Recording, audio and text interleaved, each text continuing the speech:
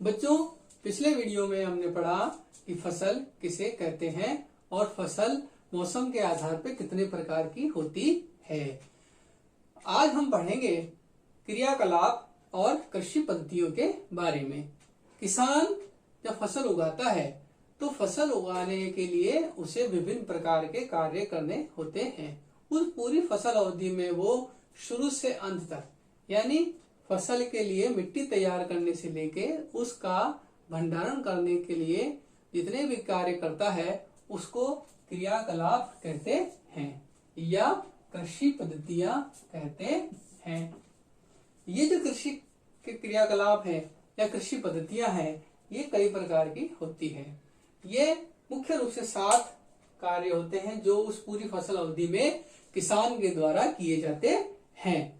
सबसे पहला है मिट्टी तैयार करना, दूसरा कार्य है बुआई, तीसरा कार्य खाद और उर्वरक देना, चौथा कार्य सिंचाई, पांचवा कार्य खरपतवार सुरक्षा, छठा है कटाई और अंतिम जो क्रियाकलाप है वो है भंडारण।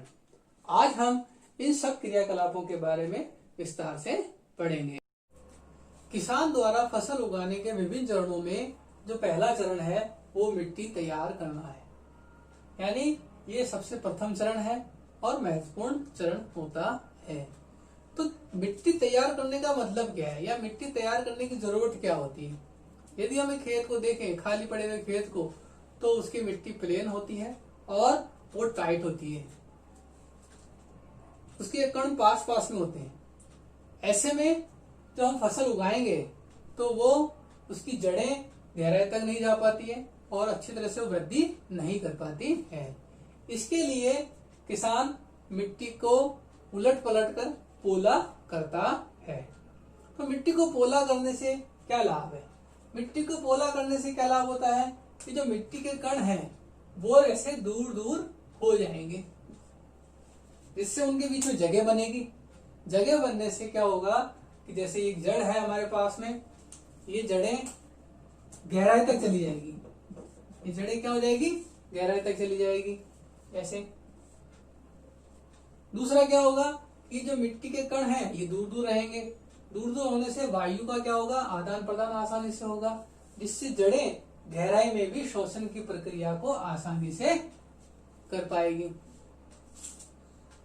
दूसरा लाभ यह है कि जो मिट्टी है, मिट्टी में केंचुए जो किसानों के मित्र कहलाते हैं और बहुत सारे सूक्ष्म जीव रहते हैं। ये सूक्ष्म जीव और केंचुए पोली मिट्टी में आसानी से वृद्धि कर पाएंगे, उनकी संख्या अच्छी बढ़ेगी। जब उनकी संख्या बढ़ेगी तो ये जो सूक्ष्म जीव है और केंचुए हैं ये उस मिट्टी का उपयोग करते हैं या मिट्टी में जो दूसरे अपशिष्ट या अवशिष्ट पड़े होते हैं उनको वो अपघटित करते हैं और उससे क्या बनाते हैं? ह्यूमस बनाते हैं। क्या बनाते हैं? ह्यूमस। ह्यूमस बनाने से मिट्टी उपजाऊ बनती है और जिससे पैदावार बढ़ती है। अगला लाभ है कि जब मिट्टी में ह्यूमस ज्यादा होगा, खाद ज्यादा होगा या ह्यूमस ज्यादा है उसके अंदर, वो पोली है, उसके कण कैसे हैं? दूर दूर हैं, पोली है। तो पोली मिट्टी में नमी अधिक समय तक रहती है, यानी उसमें पानी अधिक समय तक टिका हुआ रहता है। जब हम मिट्टी को उलट पलट करते हैं तो मिट्टी नीचे की ऊपर आ जाती है, जिससे नीचे की तरफ जो पोषक पदार्थ होते हैं वो ऊपर की ओर आ जाते हैं, जिससे पौधों की जो जड़ें होती है जो ऊपर की ओर होती है, ज्यादा गहराई तक नहीं जा पाती, जिन फसलों में उन्हें भी पोषक पदार्थ मिल जाते हैं आसानी से। जब मिट्टी को उलट पलट किया जाता है या जब खेत में जुताई की जाती है, हल चलाया जाता है, तो मिट्टी में जो खरपतवार उगी हुई है खेत में पहले से, वो खरपतवार क्या हो जाएगी? उखड़ जाएगी, जिससे वो सूख के नष्ट हो जाएगी। इस प्रकार हम मिट्टी को तैयार करते हैं। तो मिट्टी के तैयार करने से हमारे को ये सब लाभ होते हैं। मिट्टी को उलटने पलटने और पोला करने की जो प्रक्रिया है उसे जुताई कहते हैं। तो किसान खेती के दौरान ऐसे बहुत सारे कार्य करता है और उसको बहुत सारे अलग अलग औजारों की आवश्यकता होती है। तो किसान जो खेती के लिए औजार का उपयोग करते हैं वो कृषि औजार कहलाते हैं।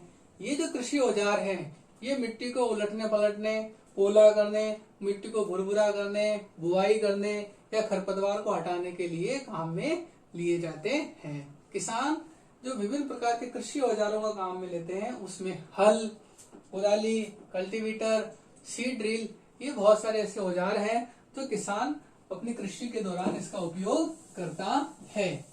इसमें तो सबसे पहला औजार है हल। हल की जो स्ट्रक्चर होती है, संरचना होती है, वो सामान्यतः इस प्रकार की होती है। हल लकड़ी का बना होता है ऐसे, और इसके आगे यहां पर एक लोहे का ऐसा फाल सा लगा हुआ होता है। लोहे का पतला तीखा नुकीला फाल होता है और ऐसे लकड़ी का उसके अंदर हत्था होता है। यहाँ पे जोत होती है, यहाँ पे बेलों को बांधा जाता है, जोता जाता है, और यहां से इसके द्वारा उसको किसान द्वारा पकड़ के हैंडल होता है। ये लोहे की एक फाल होती है नुकीली, जिससे मिट्टी को उल्टा पलटा जाता है या उसकी जुताई होती है। कुदाली भी कृषि का एक बहुत सरल औजार होता है। इसमें भी एक लोहे की इस प्रकार से एक नुकीली संरचना होती है और ये लकड़ी की हैंडल,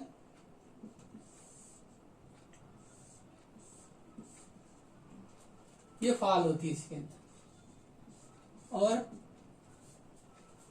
इसके आगे पशुओं को हाथ से भी उपयोग किया जाता है, छोटी भी होती है, पशु बड़ी भी होती है, ताकि पशुओं के द्वारा भी इसमें जुताई होती है। तो इससे खरपतवार को हटाने में बहुत सहायता मिलती है। फिर कल्टीवेटर, आजकल ट्रैक्टर की सहायता से कल्टीवेटर का उपयोग किया जाता है, जिससे खेतों की जुताई आसानी से हो जाती है। फिर बीजों की जो बुआई है उसके लिए सीड ड्रिल का उपयोग भी किया जाता है। तो सीड ड्रिल से क्या होता है कि बीजों की बुआई भी हो जाती है और खेत की जुताई भी हो जाती है। इससे बीज बराबर दूरी पर बुआई होती है और साथ ही साथ उसके ऊपर मिट्टी भी ढक दी जाती है।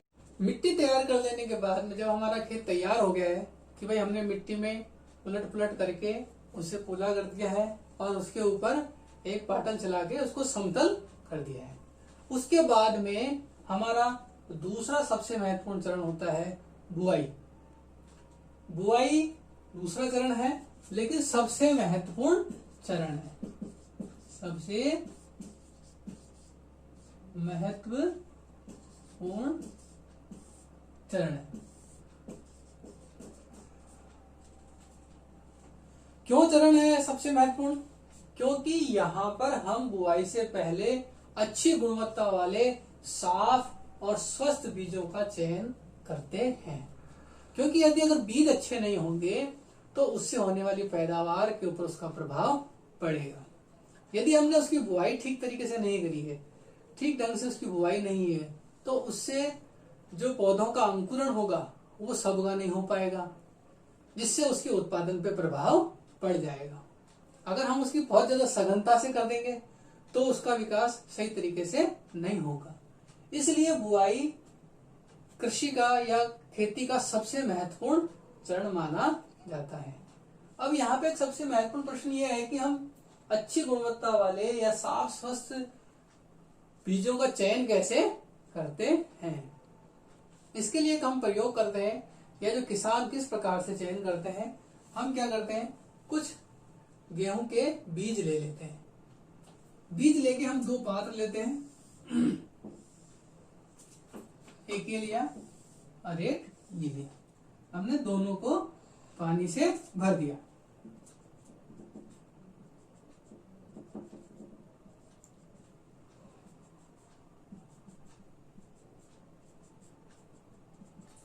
इस प्रकार हम पानी से भर के इन दोनों में बीजों को डाल देंगे।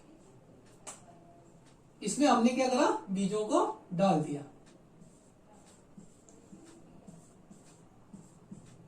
और इसको हिला दिया। हिलाने के बाद इसको थोड़ी देर रहने देंगे। हम देखेंगे कि इसमें से कुछ कुछ बीज तो यहाँ ऊपर रह जाएंगे और कुछ बीज नीचे इसके तली में बैठ जाएंगे। ये तो बीज है जो हमने इसमें प्रारंभ में स्टार्ट किए और ये जल। लेकिन यहाँ पे हम देख रहे हैं कि कुछ बीज ऊपर रह गए हैं और कुछ बीज नीचे बैठ गए हैं। ये जो ऊपर रह गए हैं ये क्षतिग्रस्त बीज है। क्षतिग्रस्त यानी खोखले बीज है। और ये जो नीचे बैठ गए हैं ये भारी हैं। ये कैसे हैं? ये भारी बीज है, भारी बीज। ये स्वस्थ होते हैं। ये कैसे बीज हैं? स्वस्थ और अच्छी गुणवत्ता वाले। स्वस्थ और अच्छी गुणवत्ता वाले बीज। इस प्रकार से हम अच्छे और साफ स्वस्थ बीजों का चयन कर सकते हैं। यानी जो साफ स्वस्थ बीज होते हैं वो भारी होते हैं और ठोस होते हैं, और जो खोखले या क्षतिग्रस्त बीज होते हैं वो हल्के होते हैं। अब बीजों की बुआई करने के लिए परंपरागत तरीके से भी बुआई की जाती है और आजकल आधुनिक साधनों से भी बुआई की जाती है। परंपरागत तरीके से बुआई करने के लिए हल के साथ में ऐसे कीप के आकार का एक औजार उसके साथ लगा दिया जाता है और उसमें इस प्रकार से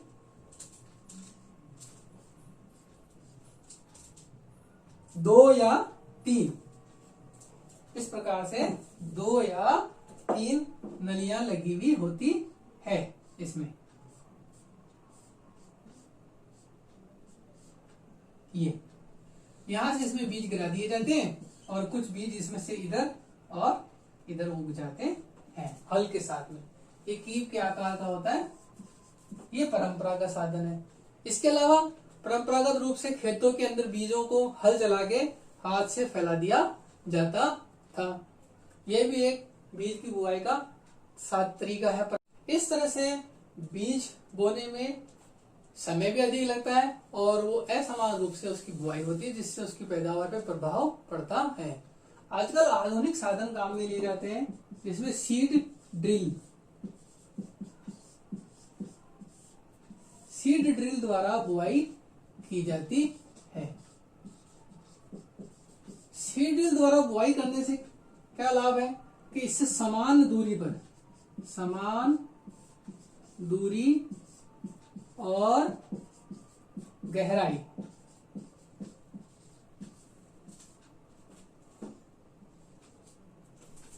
में बीजों की बुआई होती है। साथ ही ये जो बीज हैं इनकी मिट्टी से ढक भी जाते हैं। मिट्टी से ढक भी दिया जाता है।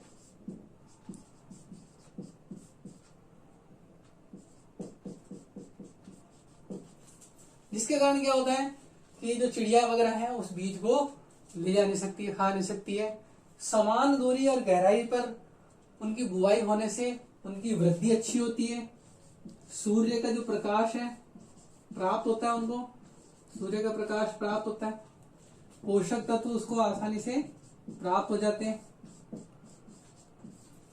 और उनकी वृद्धि अच्छी होती है।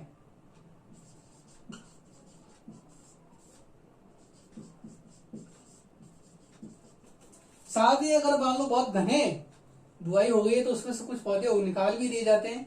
लेकिन सीड ड्रिल से समान दूरी और गहराई पर उसकी बुआई होती है और समय और मेहनत भी बचती है।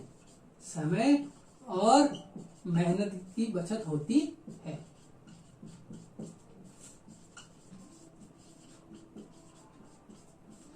इस प्रकार से हम आधुनिक साधन के द्वारा बुआई करते हैं। तो आधुनिक साधन कौन सा है, ध्यान रखिए, सीड ड्रिल। बुआई में अपन ने देखा कि सीड ड्रिल के द्वारा तो बुआई होती है। इसके अलावा कुछ फसलें ऐसी होती है जिनमें बीजों को पहले पौधशाला में या नर्सरी में उगाया जाता है।